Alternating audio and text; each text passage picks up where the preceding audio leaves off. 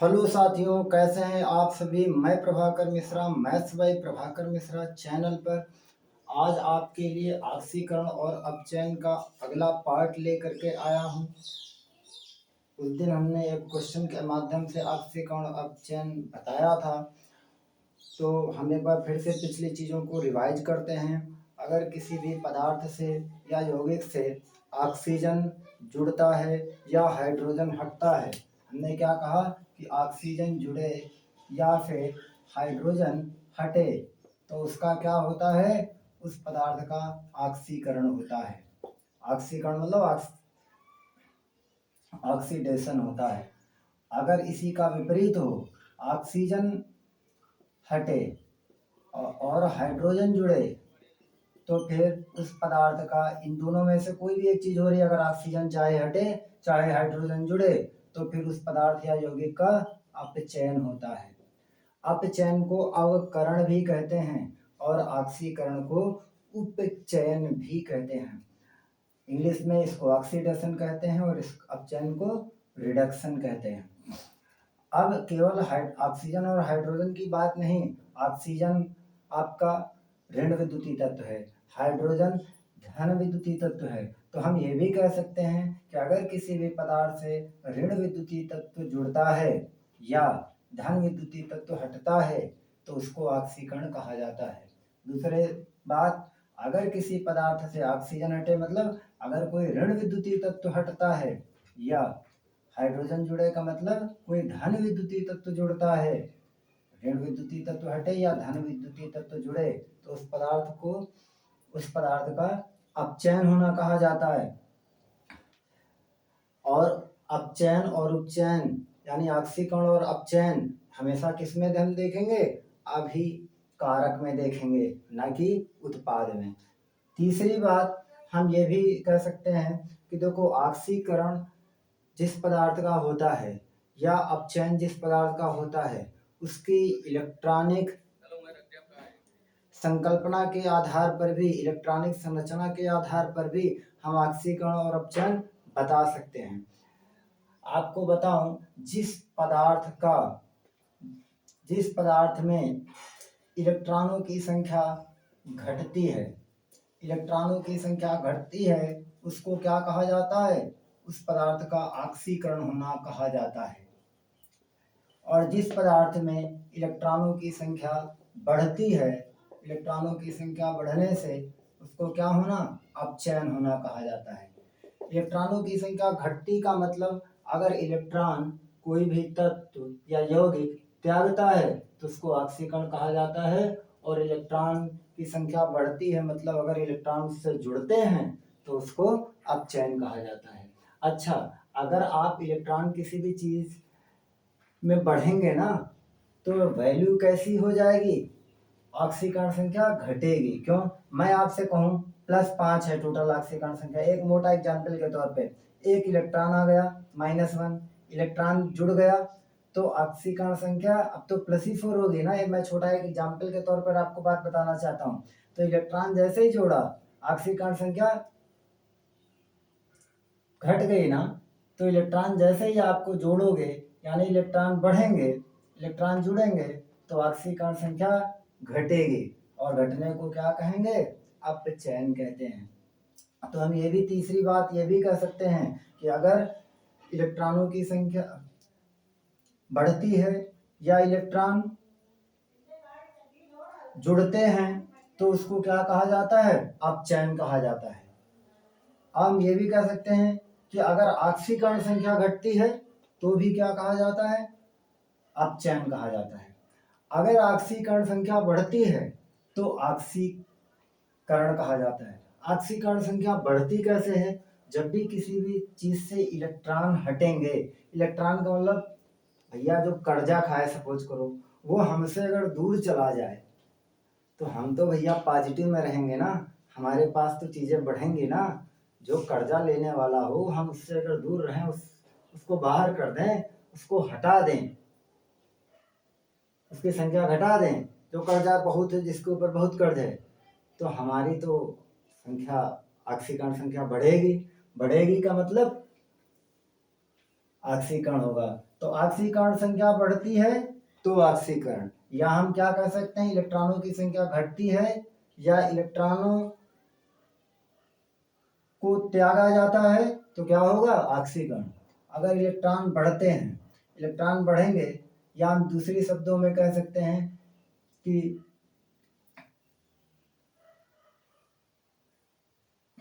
Electron बढ़ते कैसे हैं, जब इलेक्ट्रॉन ग्रहण किए जाएंगे। तो अगर इलेक्ट्रॉन ग्रहण किए जाते हैं यानी इलेक्ट्रॉन बढ़ते हैं तो उसको अपचयन कहा जाएगा। हम ये भी कह सकते हैं कि ऑक्सीकरण संख्या अगर घटती है तो अपचयन, ऑक्सीकरण संख्या घटती है तो अपचयन, इलेक्ट्रॉन बढ़ते हैं या इलेक्ट्रॉन ग्रहण किए जाते हैं तो भी अपचयन। और इसका विपरीत, इलेक्ट्रॉन की संख्या घटती है या इलेक्ट्रॉन त्यागे जाते हैं तो ऑक्सीकरण। अगर ऑक्सीकरण संख्या बढ़ेगी तो भी ऑक्सीकरण। अभी मैंने एग्जांपल से दिखाया कि जैसे इलेक्ट्रॉन जुड़ेगा कोई नेगेटिव, ऑक्सीकरण संख्या घट जाएगी यानी अपचयन होगा। क्लियर।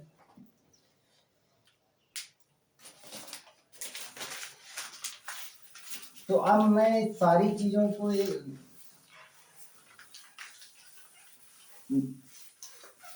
रिएक्शन के माध्यम से क्लियर करना चाहूंगा। जैसे आपकी जितनी भी धातुएं होती हैं, तो जो धातुएं हैं, सक्रिय धातुएं जो हैं, वो जल से क्रिया करके क्या मुक्त करती हैं, हाइड्रोजन गैस मुक्त करती हैं। क्या मुक्त करती हैं, हाइड्रोजन गैस मुक्त करती हैं। और यहाँ सोडियम जल से क्रिया करके अभी क्या बनाएगा, सोडियम हाइड्रोक्साइड। तो हाइड्रोजन के 2, ऑक्सीजन यहाँ 2 लगाया, 2 sodium, 2 sodium, hydrogen 2, hydrogen 2, oxygen, balance हो गई रिएक्शन।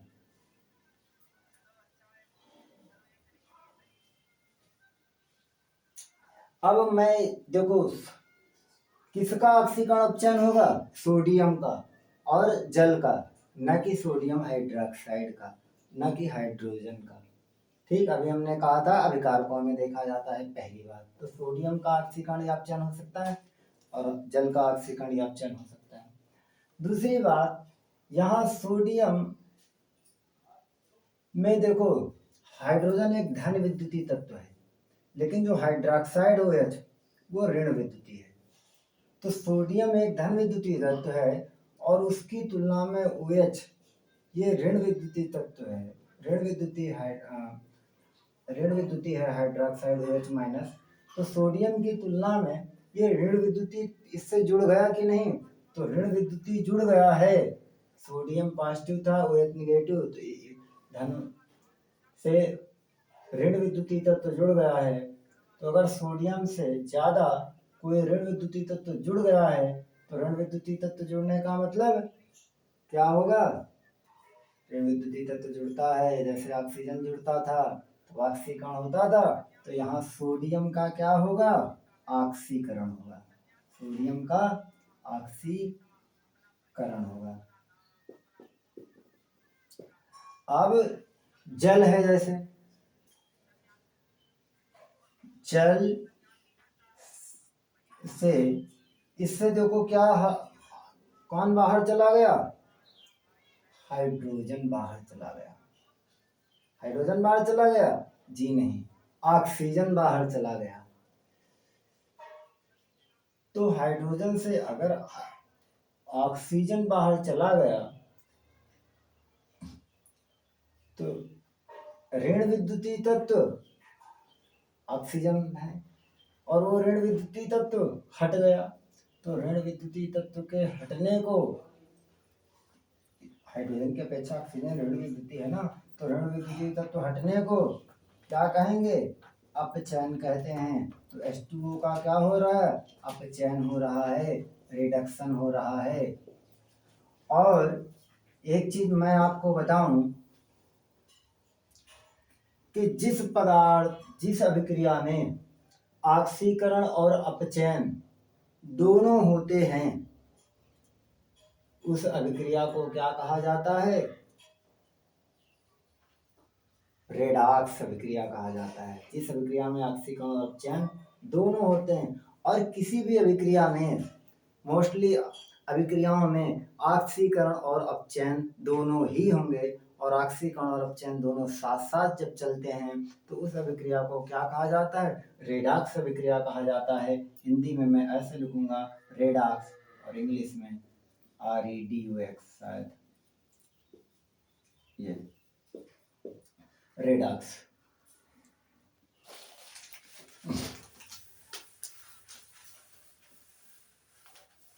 अब यहाँ पर देखो, जिस पदार्थ का ऑक्सीकरण होता है वह दूसरे पदार्थ का क्या करता है? अपचयन करता है। इसलिए उस पदार्थ को क्या कहा जाएगा? जैसे सोडियम का ऑक्सीडेशन हो रहा था ना, तो सोडियम दूसरे का क्या करेगा? अपचयन करेगा। इसलिए इसको क्या कहा जाएगा? अपचायक कहा जाएगा। सोडियम को क्या कहा जाएगा? अपचायक। अपचायक का मतलब रिड्यूसिंग एजेंट, रिड्यूसिंग एजेंट। और जिस पदार्थ का अपचयन होता है वह दूसरे पदार्थ के लिए किसका काम करता है? दूसरे पदार्थ का ऑक्सीकरण करता है। और जब दूसरे पदार्थ का ऑक्सीकरण करेगा तो उसको क्या कहे जाएंगे? ऑक्सीकारक। और ऑक्सीकारक का मतलब ऑक्सीडेजिंग एजेंट। ठीक, तो ऑक्सीडेजिंग एजेंट यानी ऑक्सीकारक कहा जाएगा। तो कहने का मतलब जिस पदार्थ का ऑक्सीकरण होता है उसको अपचायक कहा जाता है, और जिस पदार्थ का अपचयन होता है उसको ऑक्सीकारक कहा जाता है। एक ऐसा इसलिए होता है क्योंकि सपोज करो सोडियम से जुड़ा कौन? ऋण विद्युतीय तत्व। तो इससे ऋण विद्युतीय तत्व जुड़ा है सोडियम से, तो सोडियम का तो ऑक्सीकरण हुआ है ना, लेकिन इसने इससे जल से इसने क्या किया? ऑक्सीजन को हटाया है। ऑक्सीजन को हटाया है ना, तो जल का क्या हो रहा? जल का अपचयन हो रहा है ना। तो अपचयन किया किसने? सोडियम ने ऑक्सीजन ग्रहण किया, ऋण विद्युतीय तत्व ग्रहण किया, तो खुद का तो ऑक्सीकरण हुआ, लेकिन ऋण विद्युतीय तत्व ग्रहण किया तो खुद का तो ऑक्सीकरण हुआ, लेकिन जल से ऋण विद्युतीय तत्व निकाला है, ऋण विद्युतीय तत्व हटाया है। तो अगर ऋण विद्युतीय तत्व हटता है तो उसको क्या कहा जाता है? अपचयन। और जुड़ने को ऑक्सीकरण। तो जिस पदार्थ का ऑक्सीकरण होता है वह दूसरे के लिए अपचयन का काम करता है, इसलिए वो पदार्थ, ऑक्सीकरण वाला पदार्थ अपचायक कहा जाएगा। और जिस पदार्थ का, अब देखो जैसे जल है, जल का अपचयन हो रहा है। अपचयन का मतलब ऋण विद्युतीय तत्व हट रहा है, तो इससे तो ऋण विद्युतीय तत्व हटा तो इसका तो अपचयन हुआ, लेकिन इसने क्या किया? अपने से निकाल करके इसमें जोड़ा है ना ऋण विद्युतीय तत्व। तो जब सोडियम में ऋण विद्युतीय तत्व जोड़ दिया तो सोडियम के लिए जो जल है वो ऑक्सीकरण का काम कर रहा है, इसलिए जल को हम क्या कहेंगे? ऑक्सीकारक कहेंगे। मेरा मतलब, मेरी बात समझ गए होंगे। जिस पदार्थ का ऑक्सीकरण होगा वो अपचायक है, और जिस पदार्थ का अपचयन होगा वह ऑक्सीकारक है। लेकिन अब बहुत से बच्चे कहते हैं सर इलेक्ट्रॉनों के घटने और बढ़ने से कैसे जानेंगे कि ऑक्सीकरण हो रहा है या अपचयन हो रहा है? तो उसके लिए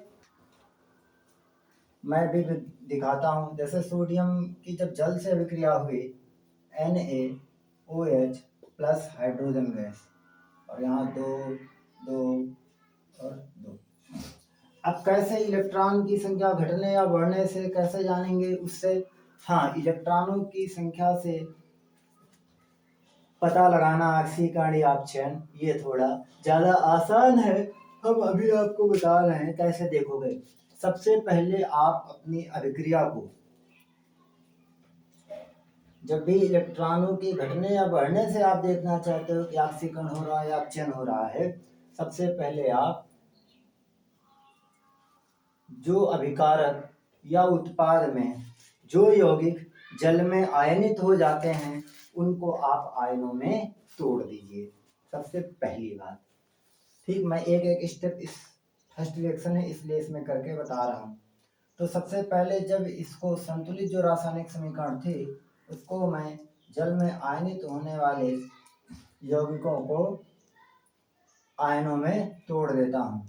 तो जल जब टूटता है ना तो ये H+ और OH- में टूटता है। तो H2O से क्या बनेगा, H+ टूटेगा और OH-। और यहाँ भी यह ऑक्सीजन 2 है, 2 और हाइड्रोजन 2 दूनी 4 थे तो 2 इसमें हो गए और 2 इसमें। क्लियर। यहाँ से सोडियम हाइड्रोक्साइड भी, सॉरी आप इसको तोड़ो मत, इसको रहने दो। जल में आयनित होने वाले यौगिकों को हम ऐसे तोड़ लेते हैं, 2 सोडियम प्लस 2 H2O। जल में आयनित होने वाले यौगिकों को तोड़ लेते हैं तो 2 सोडियम प्लस 2 OH-। 2 सोडियम में 2 इसमें टूट गया और प्लस क्या हो गया, हाइड्रोजन हो गया। अब यहाँ इसके बाद में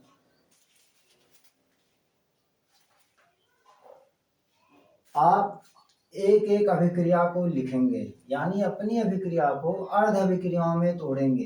अर्ध अभिक्रियाओं में तोड़ने का मतलब ऑक्सीकरण वाली अर्ध अभिक्रिया और अपचयन वाली अर्ध अभिक्रिया में तोड़ देंगे। तो इसको हम 2 भागों में तोड़ते हैं, यानी पहली अर्ध अभिक्रिया होगी 2 सोडियम से क्या बन रहा, 2 सोडियम प्लस, या हम ये भी कह सकते हैं अगर मैं 2 को काटूं तो सोडियम से क्या बन रहा, सोडियम ने क्या किया, अपना इलेक्ट्रॉन धन, सोडियम से सोडियम प्लस बन गया है। सोडियम प्लस कैसे बना, इसने अपना इलेक्ट्रॉन त्याग दिया है, इलेक्ट्रॉन को मुक्त कर दिया है। तो पहली ऑक्सीकरण की अर्ध अभिक्रिया लिख दी मैंने। अब दूसरी अर्ध अभिक्रिया लिखेंगे, आधी आधी तो पूरी बनेगी। दूसरी जो अर्ध अभिक्रिया होगी,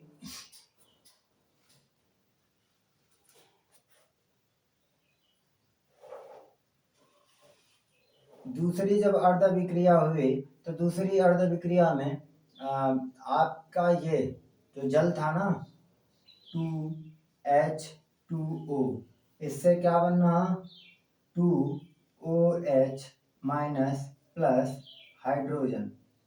अब एक चीज आप बताओ, यहाँ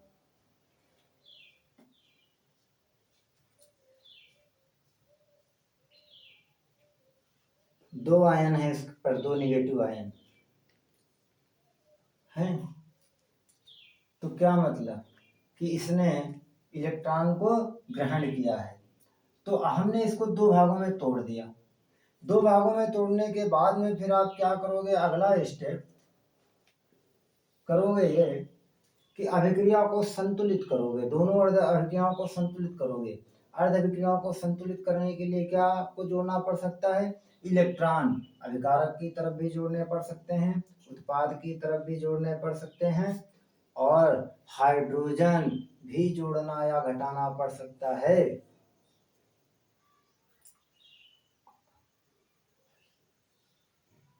जल भी जोड़ना या घटाना पड़ सकता है। तो यहाँ देखो सोडियम से सोडियम, इसने एक इलेक्ट्रॉन त्यागा है, इलेक्ट्रॉन त्यागा है, तो अब दोनों तरफ चार्ज बराबर करने के लिए मुझे इलेक्ट्रॉन इधर क्या करना पड़ा, उत्पाद की तरफ मैंने एक इलेक्ट्रॉन जोड़ दिया।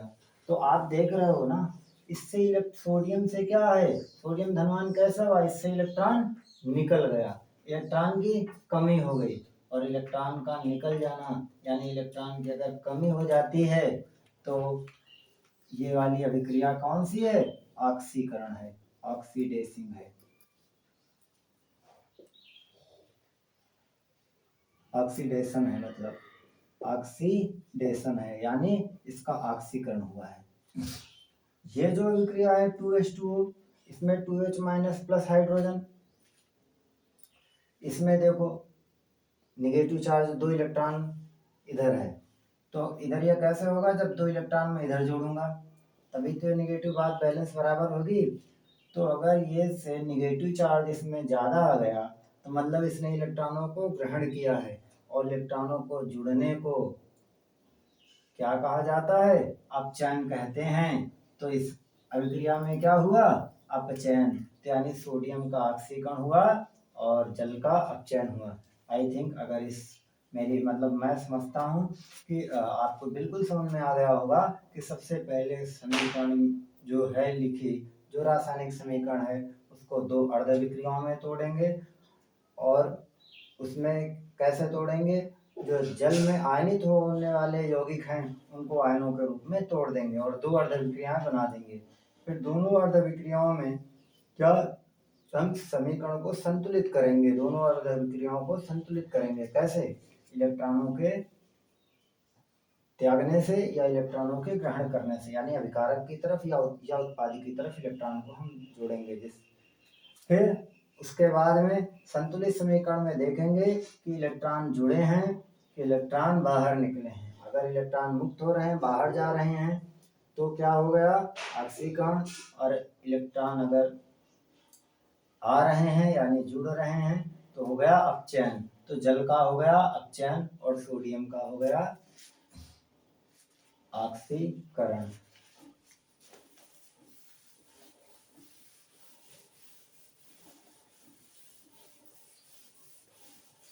अब मैं दूसरा जैसे समीकरण आपको लिखता हूँ और समझाता हूँ, कोई ऑक्सीकरण और अपचयन का।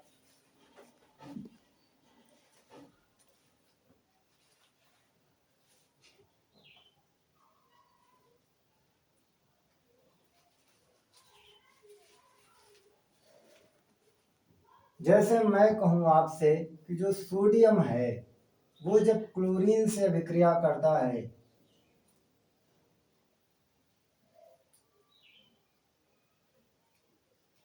तो सोडियम क्लोराइड बनाता है।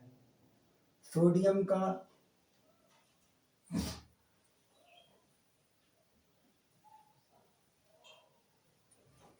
मैंने समीकरण को संतुलित कर दिया। अब मैं अगर इसमें सीधे बताना चाहूंगा कि ऑक्सीकरण किसका हो रहा, अपचयन किसका हो गया, तो देखो सोडियम एक धन विद्युतीय तत्व था, उसकी अपेक्षा क्लोरीन ऋण विद्युतीय तत्व था।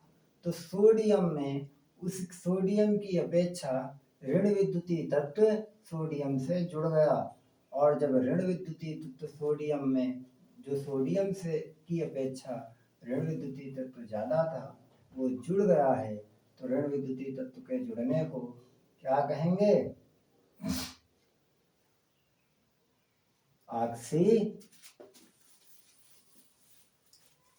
कहेंगे। तो सोडियम का क्या हो गया? ऑक्सीकरण हो गया। अब सोडियम का ऑक्सीकरण हो गया तो इसी सोडियम को हम क्या कहेंगे?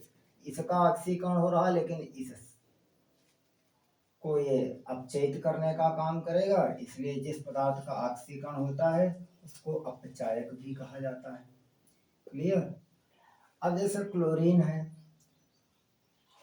क्लोरीन ऋण विद्युतीय तत्व था। इस ऋण विद्युतीय तत्व में क्लोरीन की अपेक्षा जो सोडियम धन विद्युतीय तत्व है, तो इस ऋण विद्युतीय तत्व में सोडियम यानी एक धन विद्युतीय तत्व जुड़ता है, तब भी तो सोडियम क्लोराइड बन रहा। तो सोडियम से यानी क्लोरीन से उसकी अपेक्षा धन विद्युतीय तत्व जब जुड़ा तो धन विद्युतीय तत्व के जुड़ने को क्या कहेंगे? धन विद्युतीय तत्व के जुड़ने को क्या कहेंगे? अपचयन कहेंगे। तो क्लोरीन से क्लोरीन की अपेक्षा धन विद्युतीय तत्व सोडियम जुड़ रहा है, इसलिए क्लोरीन का क्या हो रहा है? अपचयन हो रहा है, क्योंकि उससे धन विद्युतीय तत्व जुड़ा। तो इसमें देख सकते हैं, हम कह सकते हैं कि सोडियम का ऑक्सीकरण हो रहा है, क्लोरीन का अपचयन हो रहा है।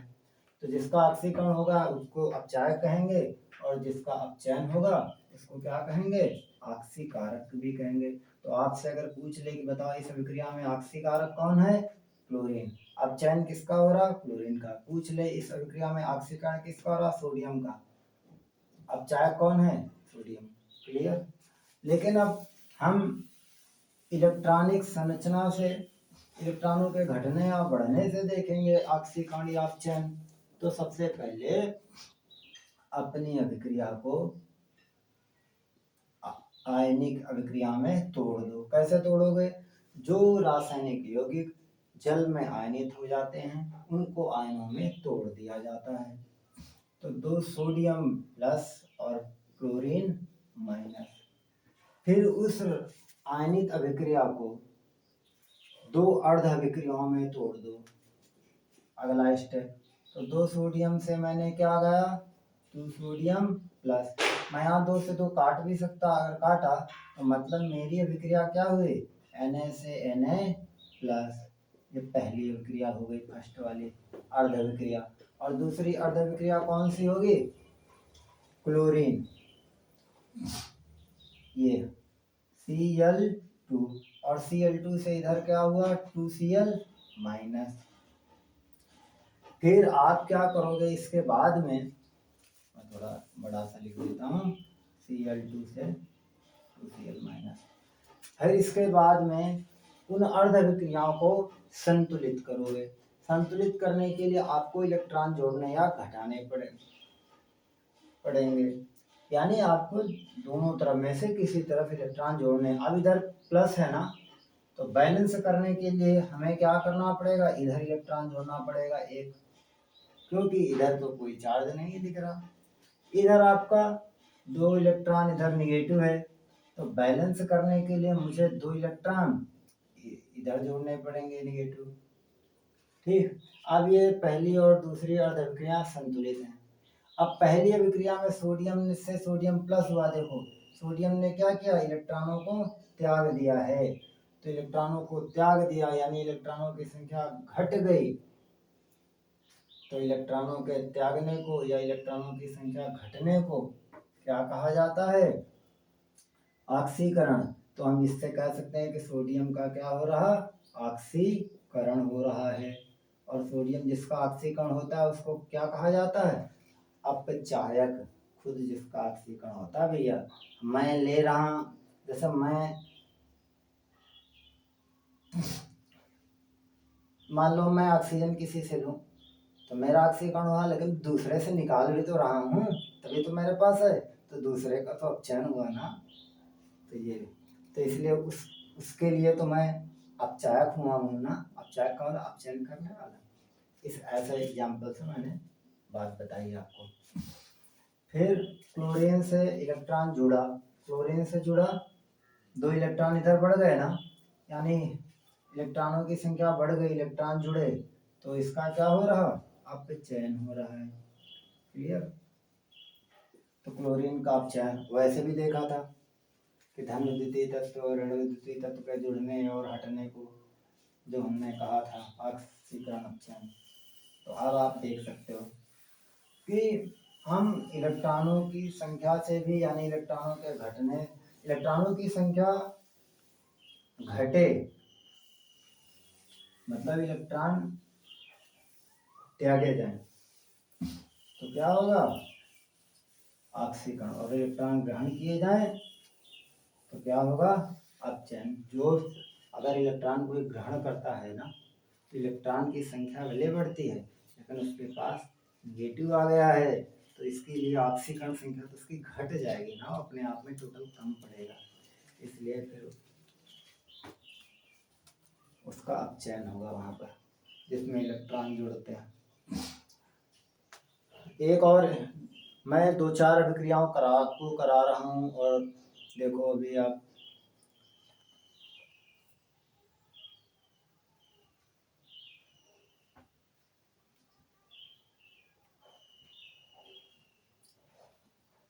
जैसे जिंक धातु है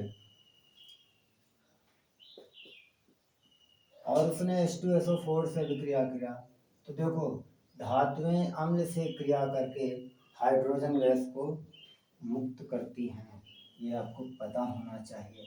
तो क्या बनेगा यहाँ, जिंक सल्फेट, और कौन सी गैस मुक्त होगी, हाइड्रोजन।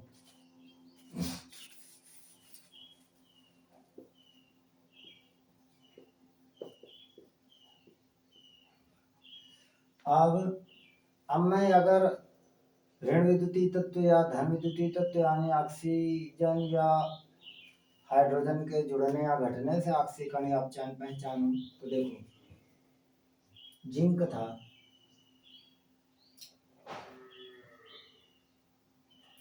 ये देख रहे हो SO4, ये निगेटिव होता है, ऋण विद्युतीय होता है सल्फेट मतलब।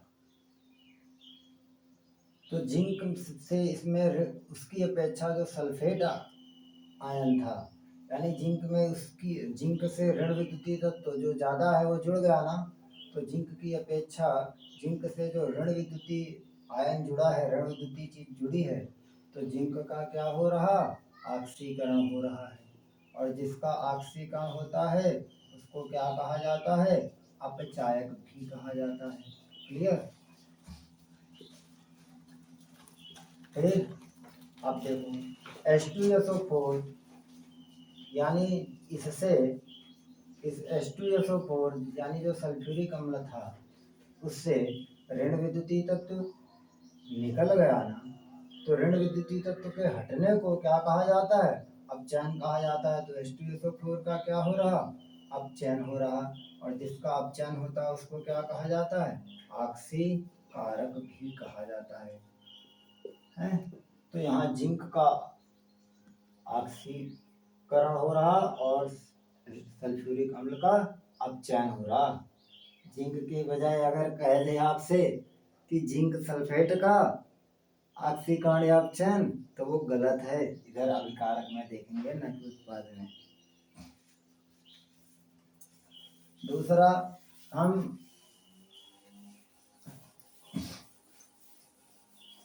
इलेक्ट्रॉनों के घटने जुड़ने या हटने से कैसे पहचानेंगे। सबसे पहले अपनी अभिक्रियाओं को आयनित अभिक्रिया में तोड़ दो। जिंक तोड़ सल्फ्यूरिक अम्ल, एसिड हमेशा अम्ल में आयनित हो जाता है, आयनित हो जाएगा तो क्या बनेगा, 2H प्लस प्लस और SO4, और SO4 की वैलेंसी कितनी है, ये देखो इसकी वैलेंसी इसके पास होती है और इसके पास होती है, तभी तो देखो आपका फार्मूला कैसे बनता है, H की वैल्यू 1, इसकी संयोजकता और SO4 की 2, तभी तो फिर जब गुणा हो जाता है तो H2SO4 फार्मूला बन जाता है। तो दोनों एक दूसरे के पास, इसकी इसके पास होती है और इसके इसके पास होती है, फार्मूले में उलट करके आती है। तो SO4 और इसकी तो भैया वैलेंसी कितनी है, 2, तो इस पे 2, ये पॉजिटिव चार्ज, नेगेटिव चार्ज। अब देखो बैलेंस है, फिर आप क्या करोगे, जिंक इसको भी आयनों में तोड़ दो, ये कैसा प्लस, कैसे जाना इसकी +1, अरे SO4 में तो टोटल 1 लगा है बाहर, और SO4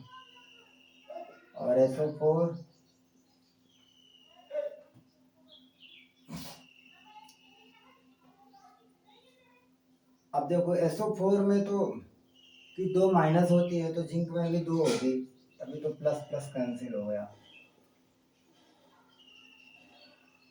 और प्लस ये हाइड्रोजन, तभी ये 2 और 2 कैंसिल हो गया, तो जिंक सल्फेट ZnSO4 बन जाता है। अब देखो आयनिक अभिक्रियाओं में तोड़ने के बाद में जो कट रहा दोनों पक्ष से उसको क्या करो आप, काट दो, काट दो। इसके बाद जो बच जाता है उसको 2 अर्ध अभिक्रियाओं में तोड़ दो। तो पहली देखो जो जिंक है, जिंक से क्या बन गया, जिंक से Zn2 प्लस, और जो 2H प्लस है, 2H प्लस है उससे क्या बन गया, हाइड्रोजन। अब मैं फिर 2 अर्ध अभिक्रियाओं में तोड़ने के बाद में फिर क्या करोगे, संतुलित करोगे।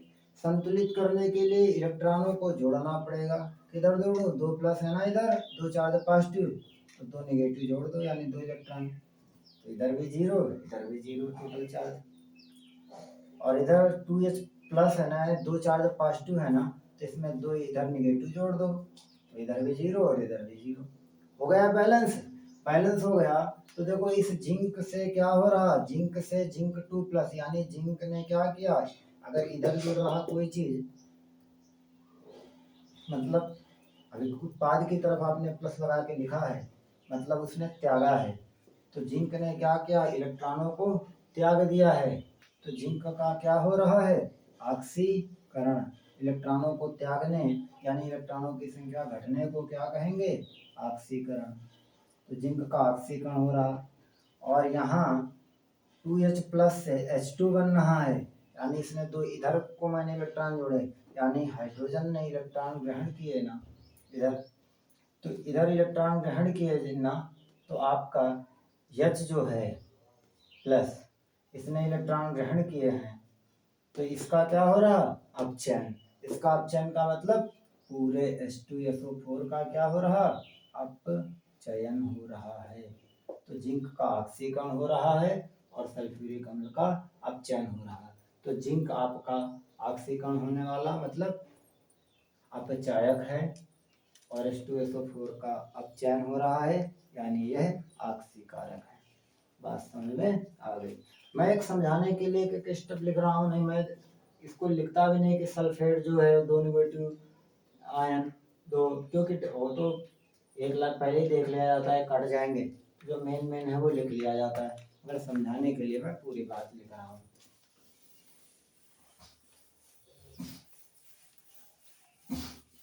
फिर उसके बाद में अब आपको एक अभिक्रिया और बताता हूँ, और 1-2 दिनों में मैं ये पूरा टॉपिक, जब तक सभी लोगों को विधिवत नहीं समझ में आ जाए, तब तक मेरी कोशिश रहेगी कि ये टॉपिक 2-4 दिन और पढ़ा दूँ।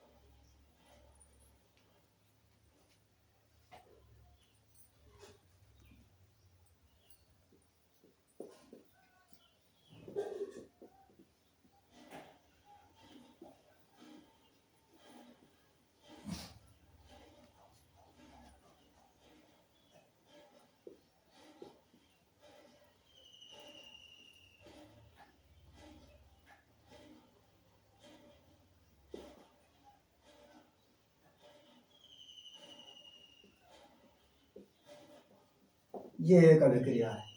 देखो, जो अभिक्रिया में ऑक्सीकरण होता है उसमें अपचयन भी होता है, तो वो सारी रेडॉक्स होती हैं।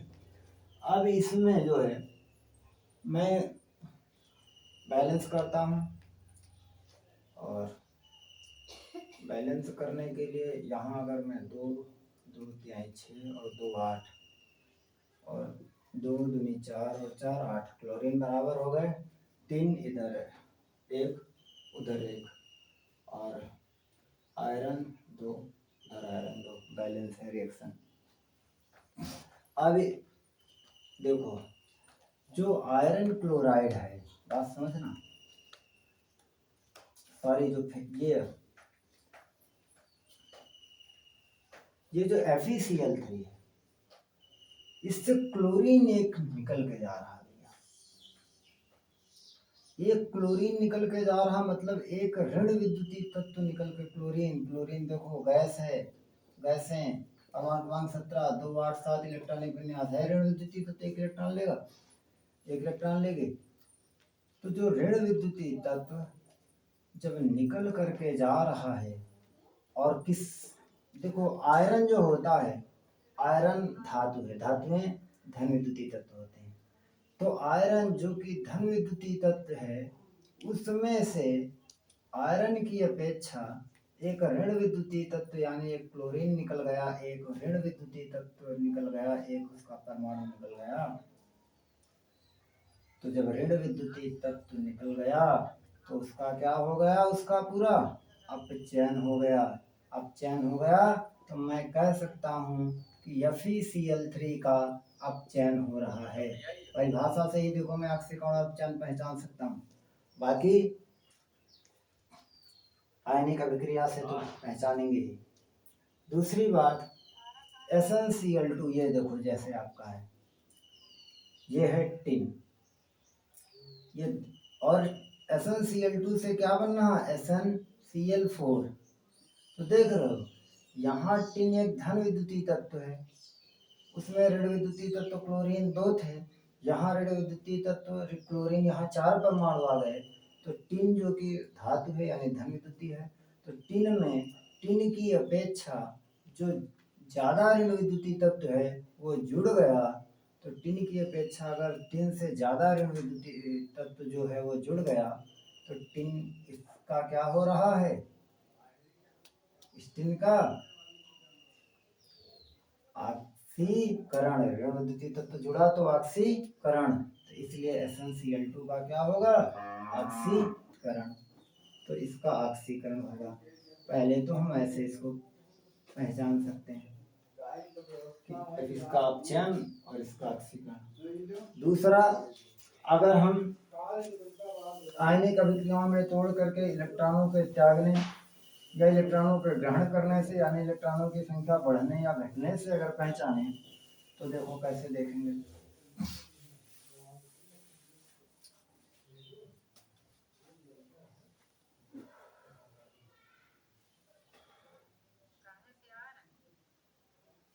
सबसे पहले अपनी अभिक्रिया को दो अर्ध अभिक्रियाओं में तोड़ देंगे।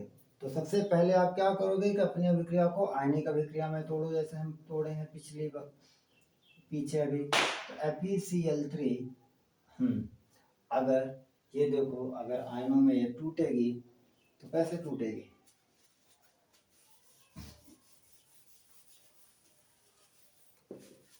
अच्छा आज काफ़ी टाइम हो गया है और ये क्वेश्चन हम आपके लिए छोड़ रहे हैं कि आयनिक अभिक्रियाओं में तोड़ करके आप मुझे ऑक्सीकरण या अपचयन बताएंगे, और इसके बाद कमेंट में ज़रूर सब लोग उत्तर दीजिएगा कि किसका ऑक्सीकरण हो रहा है किसका अपचयन, वो भी आयनिक अभिक्रिया लिख करके, और ऑक्सीकरण के इलेक्ट्रॉनों के बढ़ने या घटने से देखेंगे आप। और कमेंट बॉक्स में उत्तर जरूर दीजिएगा। चैनल अच्छा लगा हो तो चैनल को सब्सक्राइब कीजिए, वीडियो को लाइक कीजिए और ज़्यादा से ज़्यादा लोगों को शेयर कीजिए। धन्यवाद।